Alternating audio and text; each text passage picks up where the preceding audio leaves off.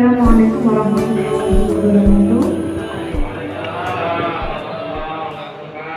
Yang terhormat Bapak Kepala Sekolah SMP Negeri 1 Pianangun, Bapak Agus Sugianto SPD MPD.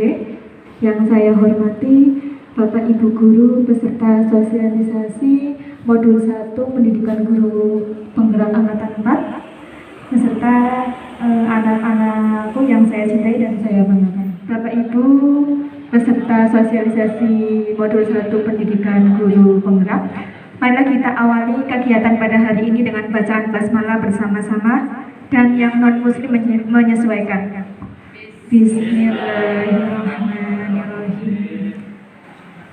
Kemudian untuk acara yang kedua, yaitu sambutan Kepala Sekolah SMP Negeri 1 Binangun kepada Bapak Agus Supriyanto SPD MPD, dipersilahkan.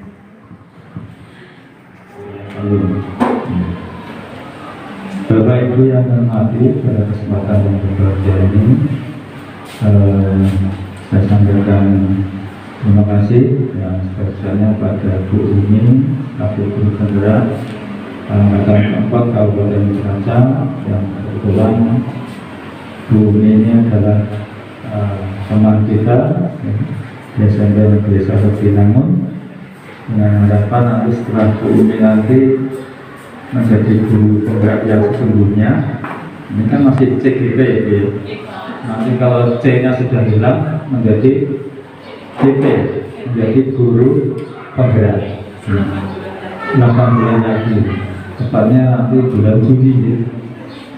Jadi Bu Umi itu CGP-nya sampai dengan bulan Juli 2022. Setelah itu C-nya hilang, insya Allah menjadi guru penggerak.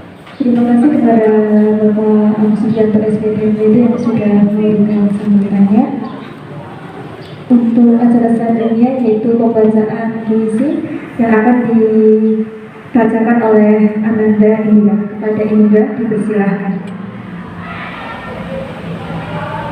Merdeka, buah karya India Lestari Nurul Nasmi. Untuk bangsa, untuk tanah air, engkau berkorban. Tak peduli betapa berat hadapan, bulatkan tekad untuk kemerdekaan bangsa ini. Merelakan segalanya untuk negara ini. Sungguh sangat mulia hatimu. Untuk acara yang keempat, itu acara mimpi sosialisasi Modul 1 Pendidikan Guru Penggerak dari calon guru penggerak Bu Umi Fatimah SPD. Kepada Bu Umi Fatimah, dipersilakan. Assalamualaikum warahmatullahi wabarakatuh. Yang terhormat Bapak Kepala SMP Negeri 1 Binangun, monggo Bapak jika ada acara yang lain boleh nopo-nopo.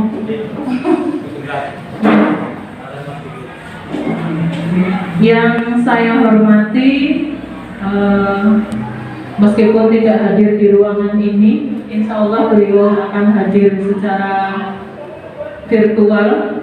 Ibu fasilitator kami dari kelas D024, Ibu Hajah Muniati Ningsih MPD, beliau dari Kantor Dinas Pendidikan dan Kebudayaan Kabupaten Sumeneb, Madura. Ya, yang saya hormati juga Ibu pendamping praktek kelompok A1, Ibu Ratna Ernawati SPDSD, beliau dari SD Negeri Paketingan, Sampang. Ya, beliau juga pengajar praktek yang luar biasa, setia memotivasi, mendampingi, membuat kami merasa bersemangat untuk menyelesaikan tugas-tugas CGP dengan baik. Kemudian yang saya hormati dan saya banggakan, rekan-rekan Bapak Ibu Guru SMP Negeri 1 Binangun. Puji syukur kita panjatkan kita bisa bertatap muka hari ini.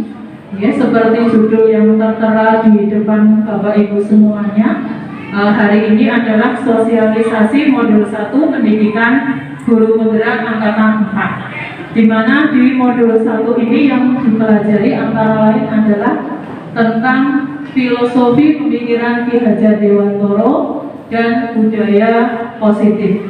Ya, filosofi pemikiran Ki Hajar Dewantoro itu ada di modul 1.1, di mana ini merupakan dasar ya Pak Bu, seperti tadi video yang saya tayangkan di awal, dasar-dasar dari terlaksananya program pendidikan di Indonesia, di mana kita ketahui bersama bahwa Ki Hajar Dewantoro itu kita kenal sebagai pahlawan pendidikan, bahkan Bapak Pendidikan Nasional, karena pemikiran-pemikiran beliau yang sangat cemerlang tentang bagaimana mendidik, bagaimana mendidik anak-anak bangsa supaya berkarakter, berbudi pekerti luhur, dan berprestasi nanti.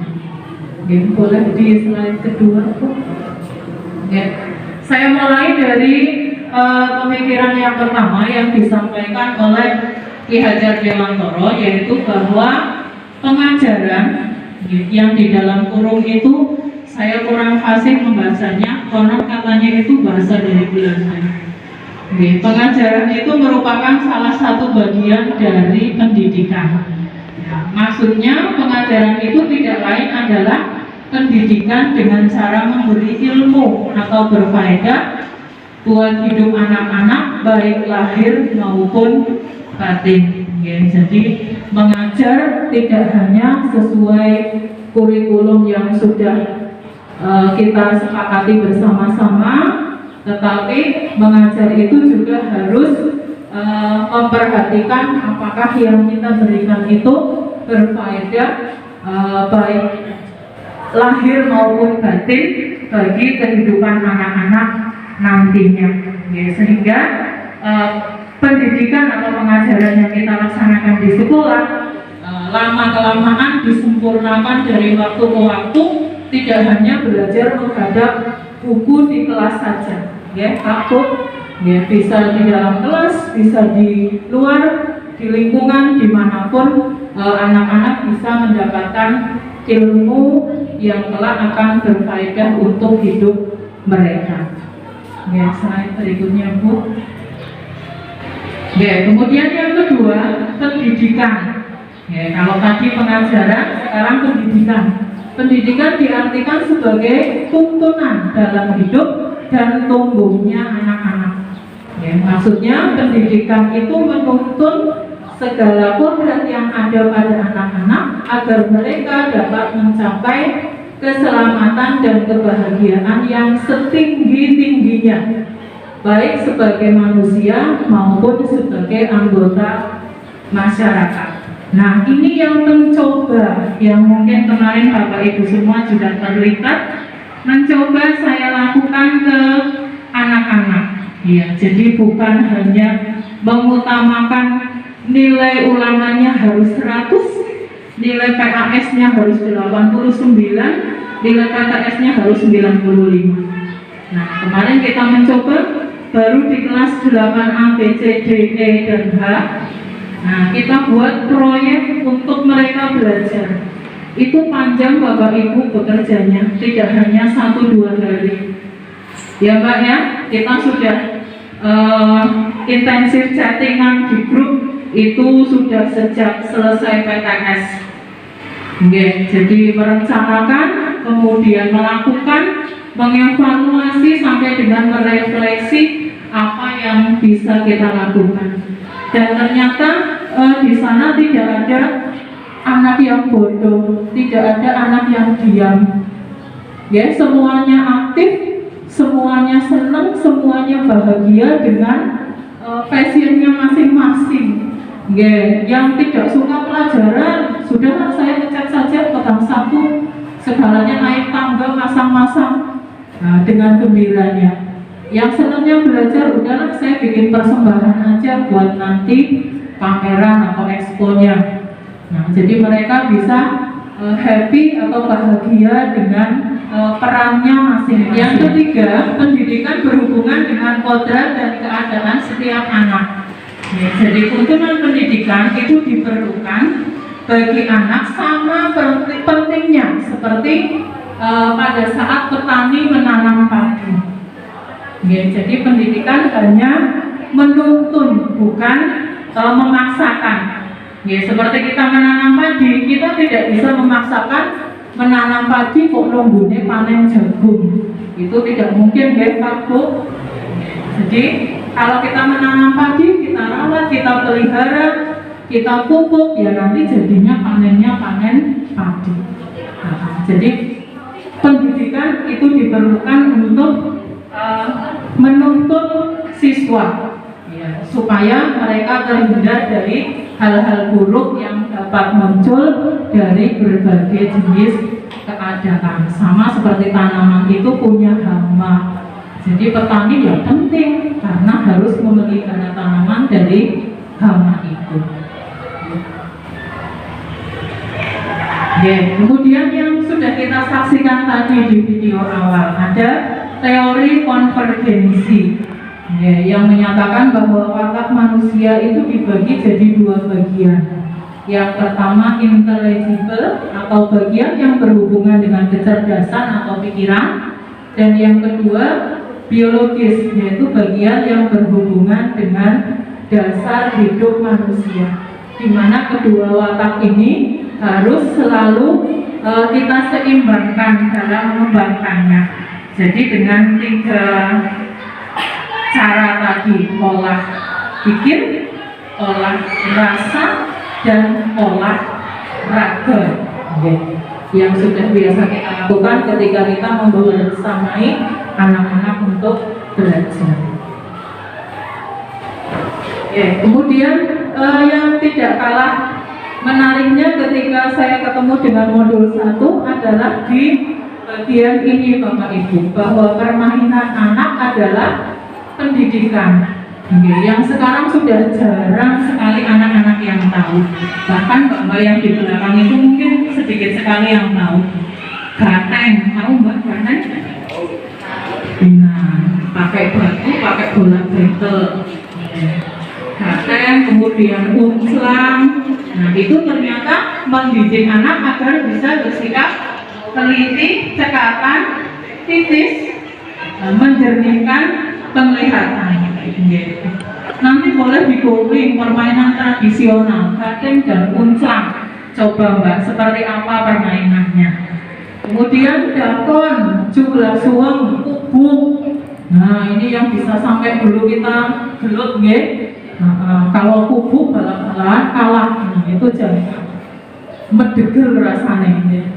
Itu mendidik anak tentang perhitungan, perkiraan, dan taksiran. Dapat berapa, menang berapa, utangnya berapa, harus disaur, baru terakhir totalan. Dan itu ternyata matematika.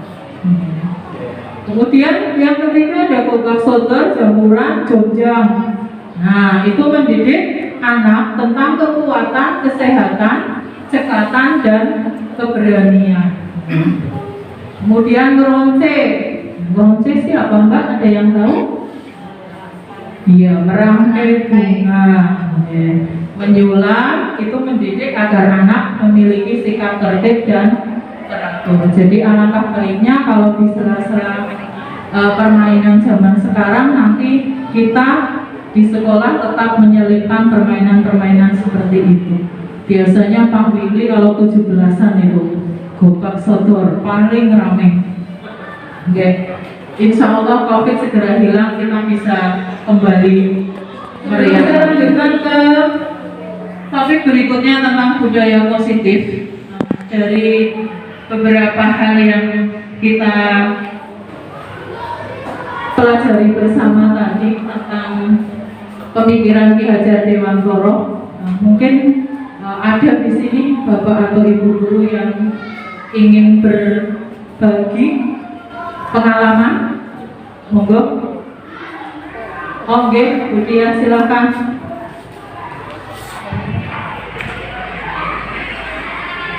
Terima kasih atas kesempatan yang diberikan melengkapi informasi yang telah disampaikan terkait pemikiran Ki Hajar Dewantoro.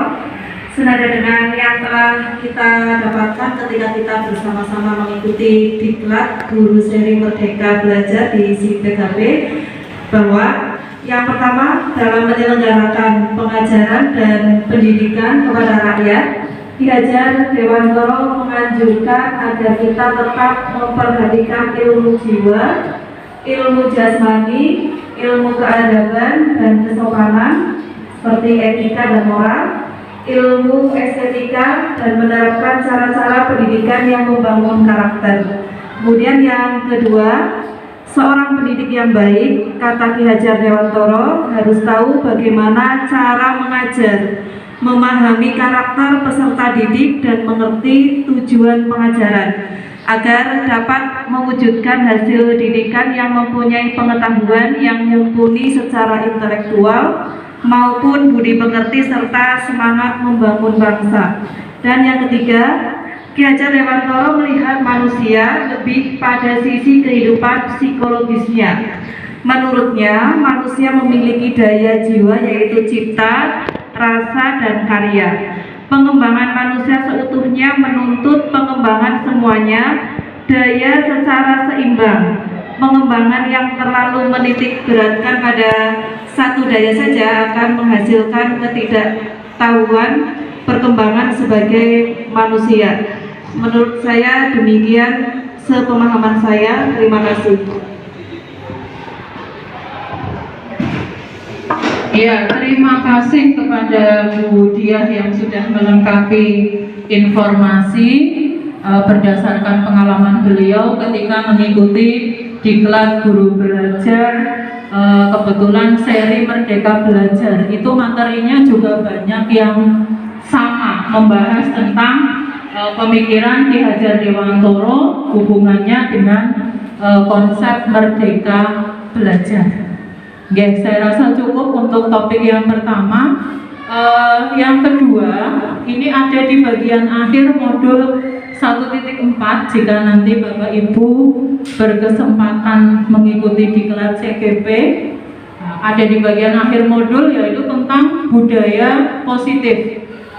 Di mana budaya positif ini akan menjadi upaya kita sebagai pendidik dalam memberikan tuntunan kepada murid, seperti halnya petani memelihara tanamannya dari hama dan merawat agar dapat berhasil panennya.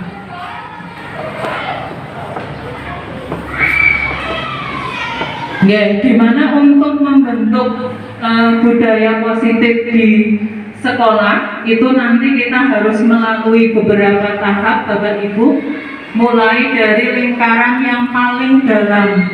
Itu di kelas nanti kita harus menyepakati peraturan kelas dengan siswa kita.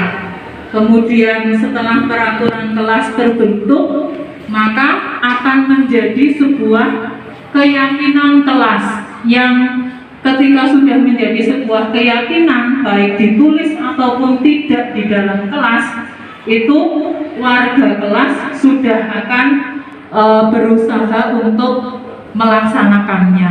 Kemudian setelah menjadi keyakinan kelas, jika 25 kelas di SMP 1 Binangun ini sudah masing-masing memiliki keyakinan kelas yang sama, yang baik, maka akan menjadi sebuah lingkungan positif untuk belajar oleh anak-anak kita.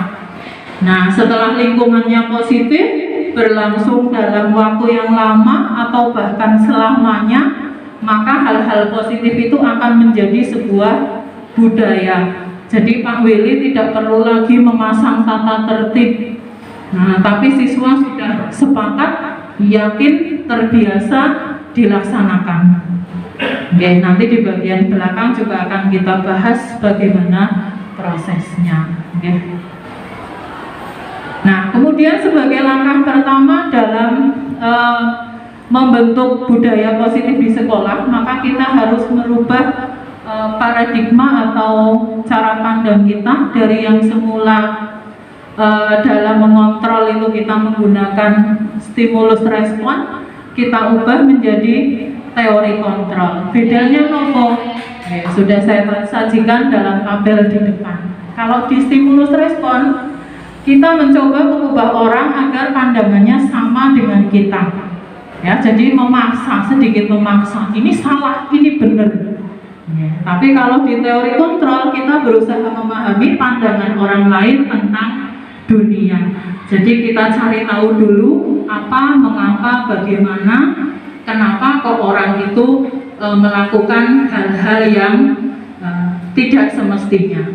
Kemudian di stimulus respon, perilaku buruk dilihat sebagai satu kesalahan. Tapi kalau di teori kontrol, seperti Bapak Ibu guru yang di BK mungkin sudah lebih paham, kita tidak boleh langsung kamu salah, kamu bodoh, kamu jelek.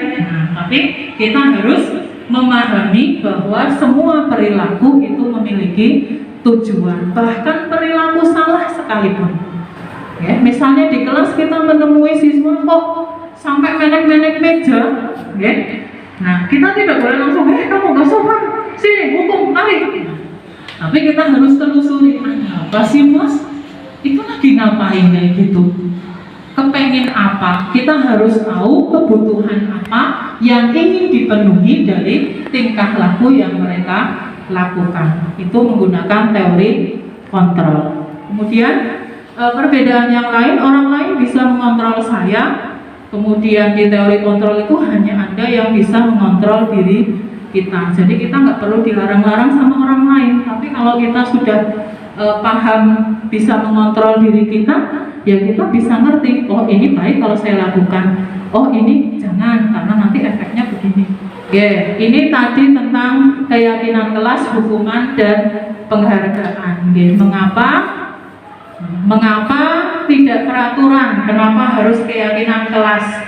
Nah, ternyata hal ini dimaksudkan untuk mendukung motivasi intrinsik supaya bisa kembali ke nilai-nilai atau keyakinan-keyakinan yang lebih menggerakkan seseorang dibandingkan mengikuti serangkaian peraturan. Jadi saya minta pendapat, ya, judulnya minta pendapat kepada Bapak Ibu guru yang ada di sini. Monggo, mungkin ada yang bisa berpendapat kira-kira hal-hal yang saya tuliskan di depan itu memiliki nilai kebajikan yang akan dituju apa?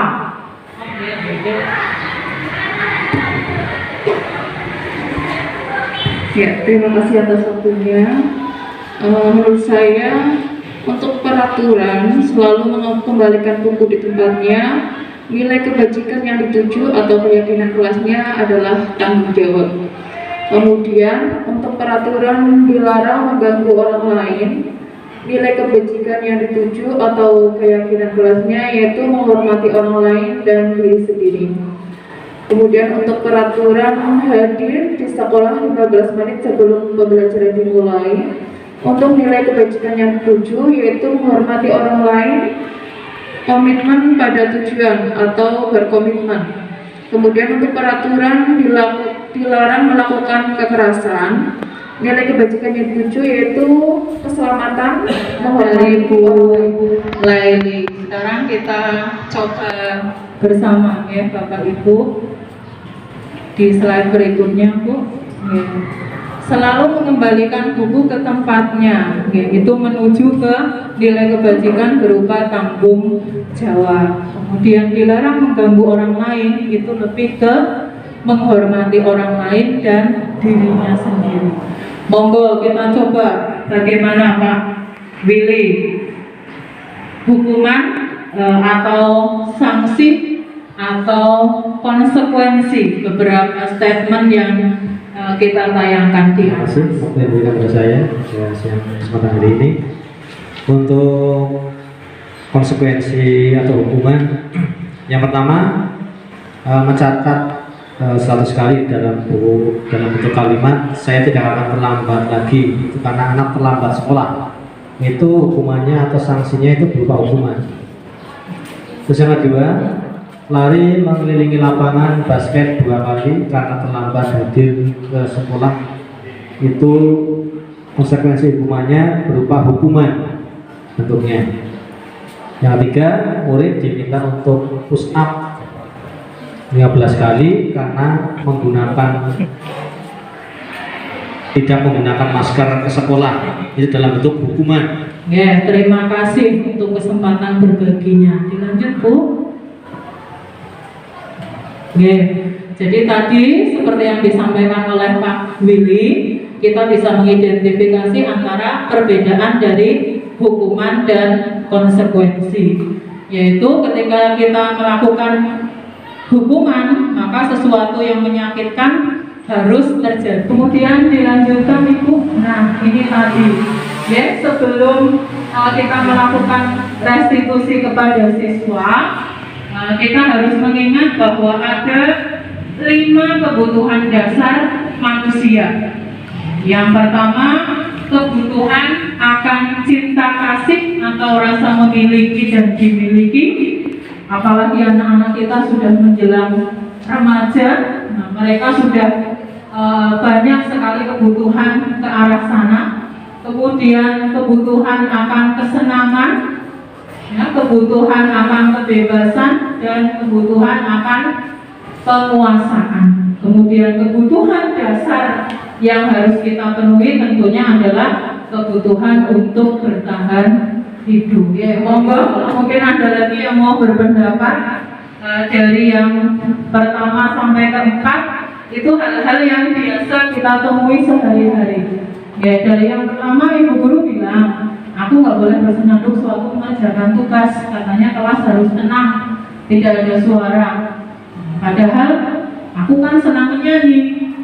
Contohnya si Indira tadi. Nah, dia kalau di kelas itu senangnya dengan santainya, dengan enjoynya. Nah, ini menurut Bapak Ibu kebutuhan apa yang ingin dia penuhi di situ? Monggo silakan. Di situ ada Ibu Guru bilang, aku tidak boleh bersenandung sewaktu mengerjakan tugas. Katanya kelas harus tenang, tidak ada suara, padahal kan aku suka dan senang menyanyi. Di sini kebutuhannya yaitu kebutuhan kesenangan. Kemudian selanjutnya Ibu Guru tidak menyapaku hari ini, padahal aku pakai jepit rambut baru. Di sini kebutuhannya yaitu cinta kasih, ingin diperhatikan. Mungkin begitu yang saya sampaikan. Ya, terima kasih Bu Cici. Ini kebutuhan dasar yang akan dipenuhi. Saya rasa sudah sepakat seperti yang disampaikan Bu Cici. Satu topik terakhir tadi tentang restitusi, yaitu proses menciptakan kondisi bagi murid untuk memperbaiki kesamaan sehingga mereka bisa kembali kepada kelompok mereka dengan karakter yang lebih kuat. Nah, ini langkah untuk melaksanakan segitiga restitusi, mulai dari validasi tindakan yang salah, menanyakan keyakinan, menstabilkan identitas. Oke, nanti kita belajar bersama-sama proses dan langkah-langkahnya Bapak Ibu. Hanya itu yang bisa saya sampaikan. Mudah-mudahan sedikit saja, kalau banyak mungkin belum bisa. Mudah-mudahan sedikit ada manfaatnya untuk kita semua. Wassalamualaikum warahmatullahi wabarakatuh.